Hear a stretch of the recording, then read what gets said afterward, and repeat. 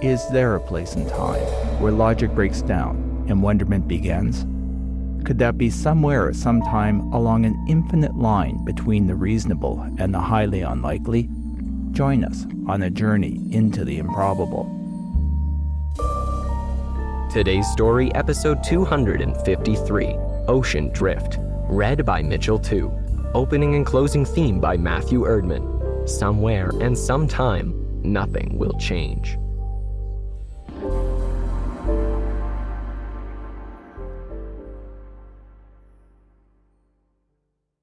I watched a band of cumulonimbus clouds mushroom up from the ocean on the distant horizon, suspended on small dark stems of precipitation.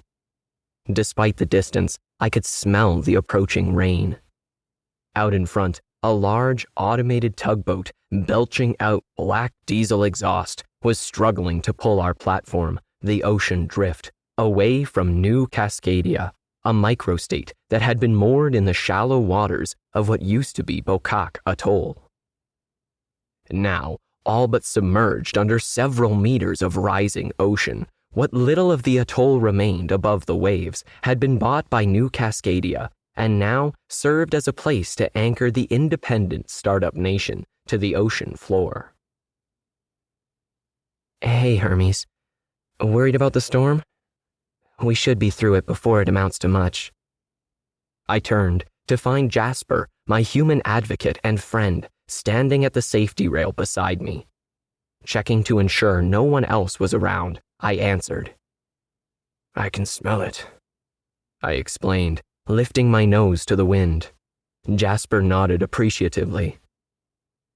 You orangutans have a better sense of smell than us Homo sapiens, she said, tilting her head back and inhaling deeply, then turning to eye the storm clouds again. Maybe we should have taken the container ship instead. It would have been easier to move, and faster. Maybe so, I said. But it's just a rusting steel hull. The platform's virtually finished, and we don't have the resources to retrofit a ship. I pointed out, loping over to the opposite side of the platform, where the New Cascadia seawall was now a small line on the horizon. Behind it, I could just make out the hodgepodge of structures which formed the luxurious living spaces of its citizenry. Anchored to one side was the ancient container ship where us migrant workers had been housed. New Cascadia was a place I was glad to finally be leaving behind. Jasper joined me. We'll find another micronation, she tried to assure me. One that doesn't have agreements with New Cascadia, I reminded her, and one that will trade work for citizenship. We don't have the money to buy our way in anywhere. We have this.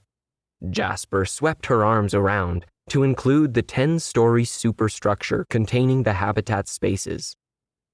The only thing that's not finished are the tennis courts and pool on the open platform, and they're both superfluous. Hey, I'm sure we could find a better use for that space. Maybe a forest. Wouldn't that be something? I love Jasper's optimism. I suppose I owe my life to her. She rescued me from a mainland lab just before it was raided and closed down for breaking the international prohibition on human-animal gene splicing.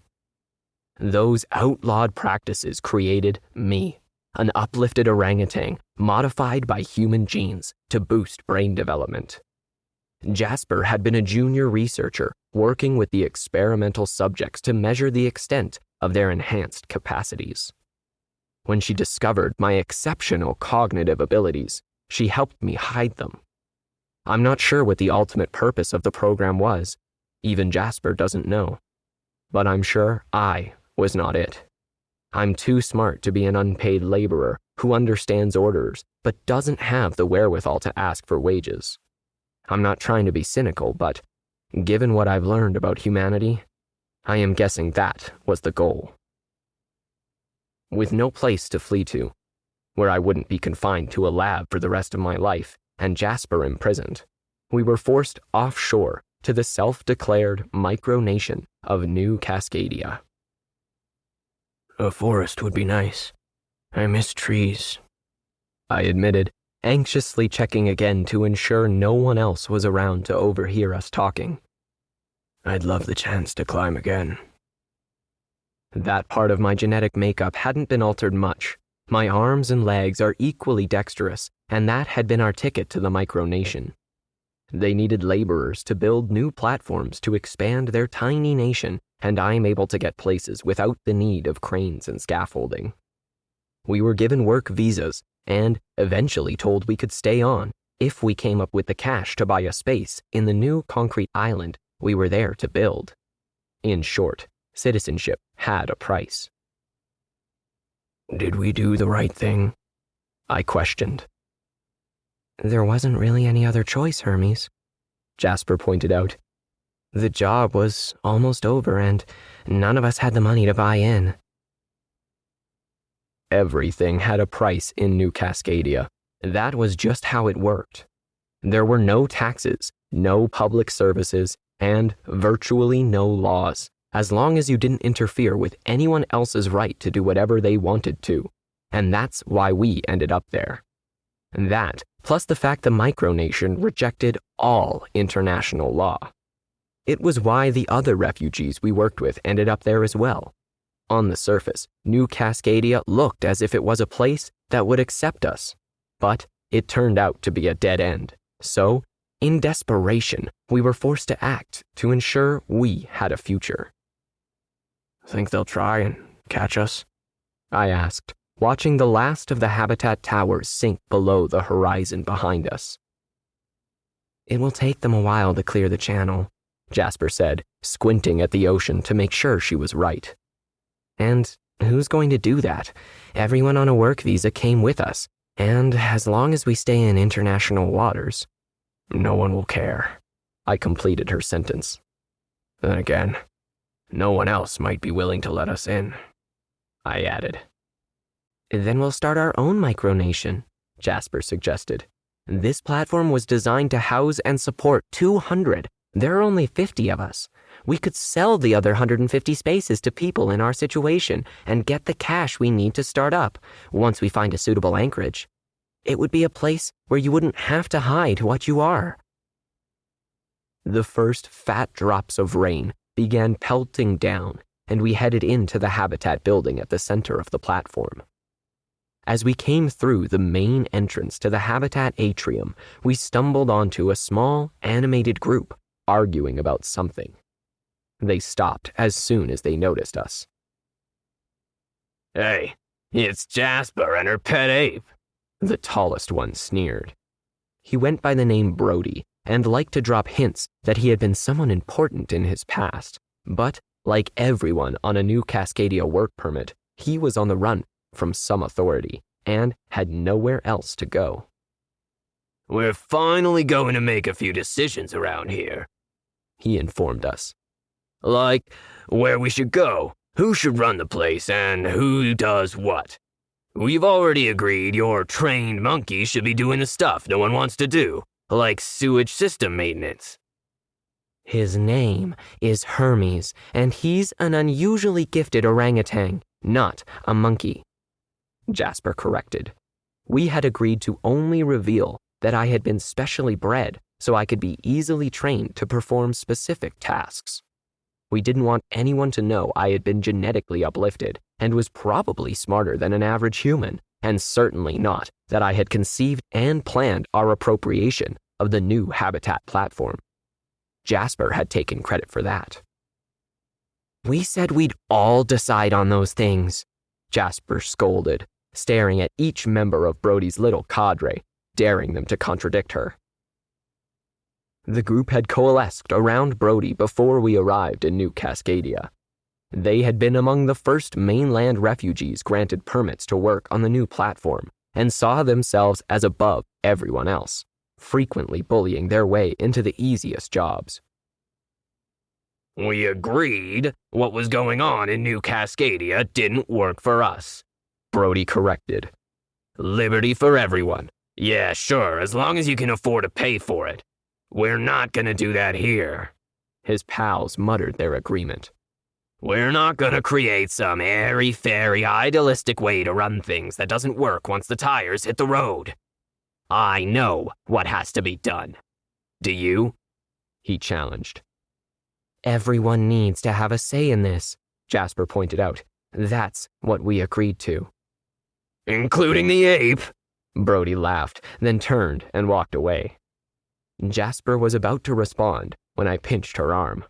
Ouch, that hurt, she scolded. I didn't want you saying something you'd regret later, I whispered once his group was out of earshot. We didn't have a choice of who came with us. If we excluded someone, they would have ratted us out, and we would have ended up in a leaky rubber raft. You're right, Hermes. It's just... She sighed and ran a hand through her hair. It's just that the guy reminds me of too many people I knew at the lab, arrogant and full of themselves.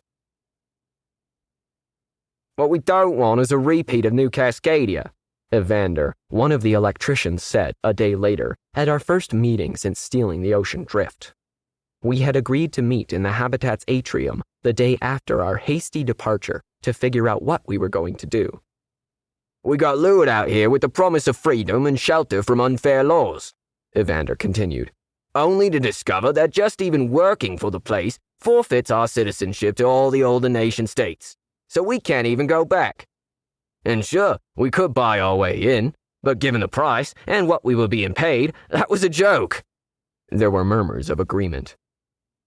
We can't just float around here forever, a woman at the back of the group yelled, several people agreeing with her. Up to this moment, we've only been focused on leaving, Jasper pointed out, trying to calm everyone's fears. Now, we have the opportunity to create something new, something that will work for everyone, where we all can belong and have a voice in how things are run. Like New Cascadia? Someone yelled sarcastically. There was a disturbance at the back as Brody suddenly pushed his way to the center of the group. And we all know how that experiment in alternative governance worked out, he declared. If we do things the way Jasper wants, we'd just end up wasting all our time arguing and getting nowhere. We need to be decisive if we are going to survive out here. What we need is a vision for our future, and vision comes from strong leadership, and strong leadership comes from a strong leader. He's right. We need to follow the tried and true way, one of Brody's pals standing at the edge of the group yelled. We can't afford to drift around the Pacific trying to figure out how to organize ourselves. New Cascadia is probably already contracting some privateer to come after us. We need a realistic plan. You shouldn't let fear drive you, Jasper countered. We need to do this right. We can head for Micronesia. Parts of it are still above water, and the government there is open to autonomous seasteads. We can set up there, then take our time to figure things out. Hold up a hand if you agree. Brody glared at the crowd. At first, no one moved. After a tense minute, a few started to hold up their hands. Then, more followed, until a little over half had their arm up. It looks like more people agree with me, Jasper said, smiling. We'll get underway, then start holding planning meetings to figure the rest out. Brody growled something to the people closest to him. Then he and his followers quickly left. I looked around to make sure no one was listening, then whispered to Jasper. Volunteer me to do the sanitation system maintenance. That's not fair to you. Everyone should share in the dirty work, she whispered back. I nodded at Brody and his gang as they walked away. They're not happy, and they are not going to let this go. I want to keep an eye on them. Doing maintenance will give me a reason to be in odd places. No one will pay attention to me. I'll be the trained monkey following directions. I could tell from Jasper's expression that she didn't like the idea. She had a hard time seeing me the way the rest of the world did. She wanted the world to know who I really was, but that was impossible. If they knew, they would see me as an abomination that should have never been created. Even out here, in international waters, with all the experimentation in alternative social organization, the usual set of human personality types and fears still prevailed. I had been exposed to them through the bars of my cage back at the lab where I had been created, so I had no illusions about how I would be received. Jasper had high hopes for New Cascadia, and now optimism for the inadvertent social experiment we now found ourselves in. We're glad to hear that you'll support us. It's really the only way forward. We'll take the platform to Manila and sell it to the Flood Mitigation Authority there in exchange for legitimate passports. Loris, one of Brody's trusted inner circle, was saying to a small group gathered in a common area. Hanging outside on a swing stage, I was pretending to clear leftover construction debris from a drain pipe. I could hear the muffled conversation through the glass. Brody and Loris had been organizing small meetings like this one for the last week, all over the platform. Each time, they enticed people with the prospect of getting a legitimate passport that would give them legal status in a Southeast Asian country. We need guarantees that we won't get the short end of the stick, a young woman pointed out. Everyone who agrees to this will get a passport, that's the deal, Loris assured her. Brody has a connection in the Mitigation Authority, and he's already been talking to them. They want the platform and they've agreed to the deal. They'll send a courier out to us with the passports before we reach Manila. If they renege, we simply keep going to the next flooded coastal city. So is everyone on board? Another person questioned. Everyone except a handful who believe they can use the platform as the seed for some kind of floating egalitarian nirvana. But they're easily dealt with. We're going to give them one of the life rafts to build their new society on. Loris laughed. No, seriously. When we get closer to land, we'll give them the choice to join us or get off. Trying to hear better, I leaned over a little too far, and the swing stage hit the window. The conversation inside immediately stopped, and 7 pairs of eyes glared out at me. It's Jasper's ape again, Loris growled and rushed over to bang on the glass. I scrambled to get the swing stage away from the window. However, there was a sudden jerk on the rope as it was violently pulled up. I had no choice other than to hang on and let myself be pulled up. 2 men from the meeting manhandled me onto the roof and held me down. Loris, still panting from running up the stairs, loomed over me. You. You're spying on us, aren't you? I shook my head. Ah, so you understood what I said. I bet you understand more than you let on. How much do you know? Tilting my head to make it appear that I was struggling to comprehend, I stuttered out. Hermes helped clean. Loris gave a sinister smile to his 2 accomplices. Throw it off the roof, he directed. Wait, I blurted out. I was just cleaning. I couldn't hear anything through the glass. Really, I'm not spying on anyone. The men holding me jumped back in surprise, giving me the moment I needed to break free and run for the stairs. Let him go, Loris said. We can deal with it later. Hiding an illegal, genetically altered ape just adds more reason to cut Jasper and her supporters adrift. Luck seemed to be with us for once, as clouds rolled in to cover the moon and stars, making the night so dark it was hard to see the silhouette of the habitat's superstructure against the sky. After escaping from Loris, I had told Jasper about their plan, and in turn, she had surreptitiously contacted our small group, which was now gathered near the edge of the platform, behind an empty container left over from the construction. A few meters away, a ladder led down to a floating boom, which served as a temporary dock. We waited in silence until we could hear the thrum of the tug's diesel engine as its autopilot struggled against the swells to position the big machine beside the boom. Half an hour earlier, I helped Jasper break into the operations room so she could program the tug to come pick us up, then left her there to track its progress and went to gather our friends.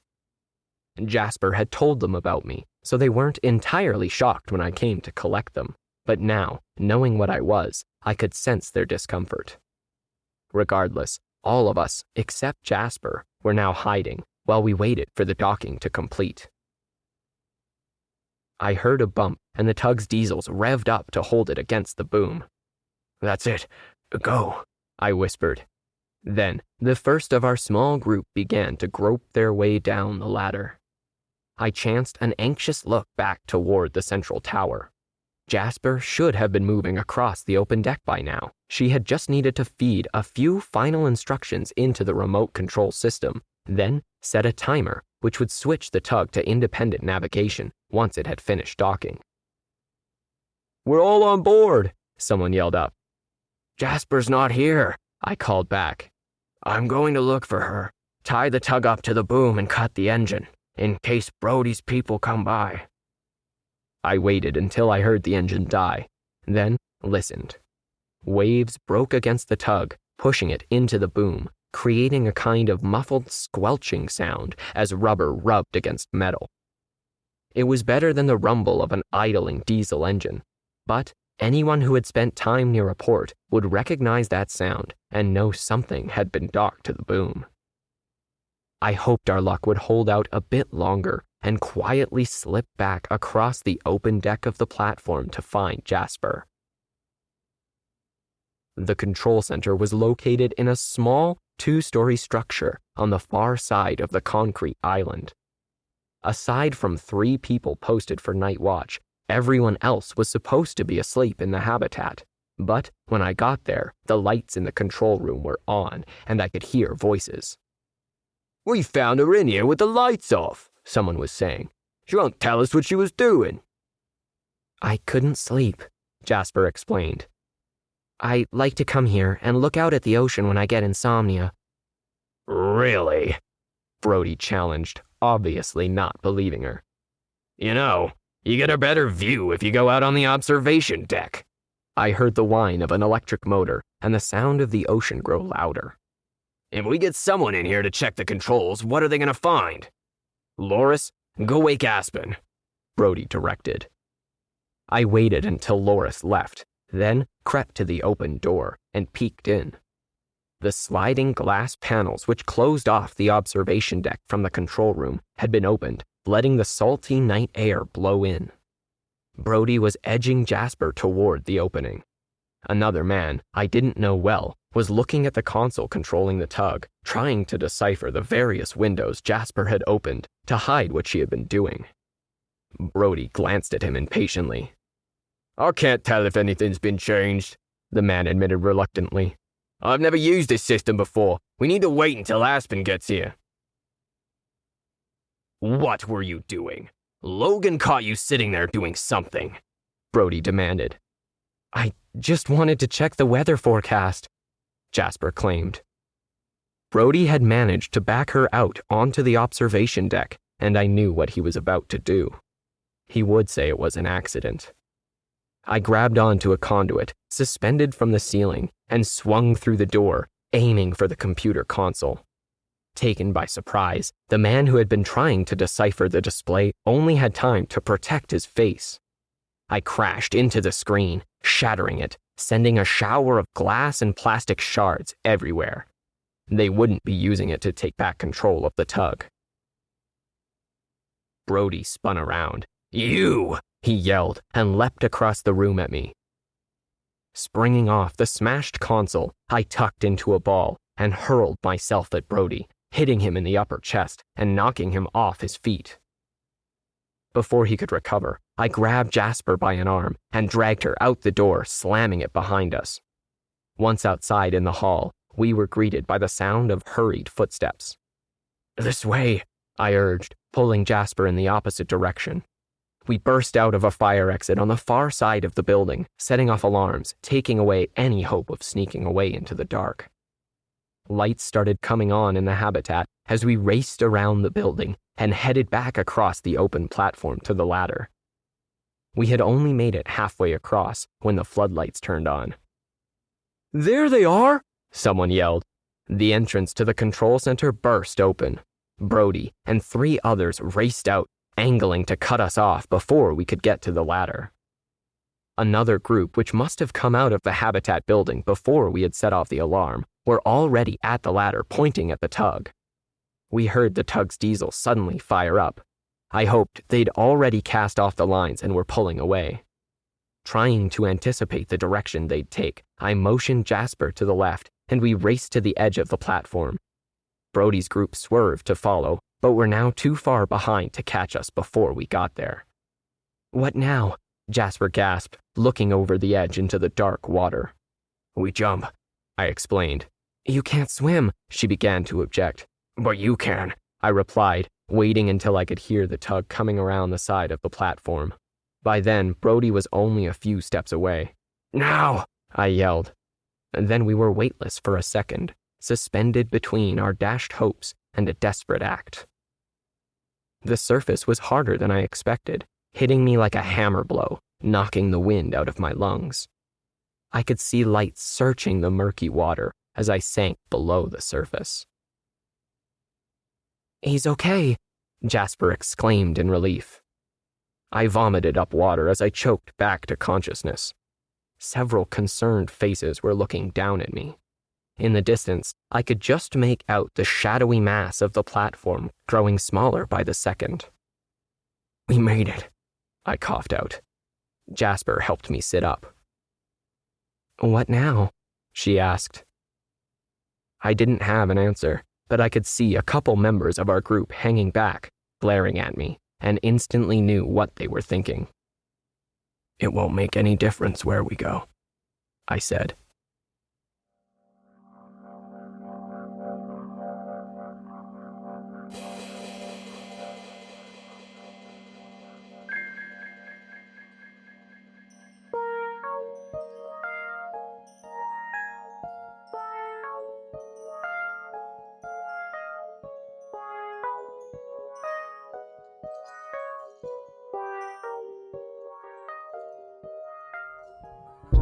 We'd like to thank Steve for his support. Please consider heading over to Patreon and becoming a friend or a supporter of the podcast. The link is in the show notes. Makeshift Stories is a proud member of the Alberta Podcast Network, locally grown, community supported. To get other great APN podcasts, head over to albertapodcastnetwork.com, where you'll find Modern Manhood. Join host Herman Villegas as he interviews guests who offer various perspectives on masculinity. This episode of Makeshift Stories is brought to you by Alberta Blue Cross. Alberta Blue Cross understands that running a small business is tough, and they understand that business owners in Alberta are busy. Let Alberta Blue Cross give you peace of mind with a group benefit plan. They offer health, dental, life, and disability coverage for your employees. Alberta Blue Cross group benefit plans are easy to manage, anywhere, anytime, and on any device, making it easy for you and your employees to access. To learn more and explore your options, head to ab.bluecross.ca. This episode of Makeshift Stories is also brought to you by Connect First Credit Union. Welcome to Super Typical Megabank. How can we disappoint you today? Hi, I'd like to open an account. May I pressure you into considering a pro-disadvantage, high-regret, impersonal, everyday inconvenient savings plan with added compounded confusion at no additional discount or apology? It's one of our top disappointers. I feel so... Disappointed? Yeah. Another unsatisfied customer. Next! If your bank makes you feel like this, it's time you talk to us. Connect First Credit Union. Bank on a brighter future. Makeshift Stories is released around the beginning and middle of the month. This month's story was written by Alan V. Hare and read by Mitchell Tu. Opening and closing themes were composed and recorded by Matthew Erdman. Audio production and editing by Makeshift Studios. If you'd like to connect with us, please send an email to makeshiftstories@gmail.com or visit our website at makeshiftstories.com. Links to both are in the show notes. You can help us out by getting your friends to subscribe or follow wherever they listen to audio. Makeshift Stories is released under a Creative Commons non-commercial attribution no derivative license, which means you are free to share our stories. Just remember to credit us and don't alter anything.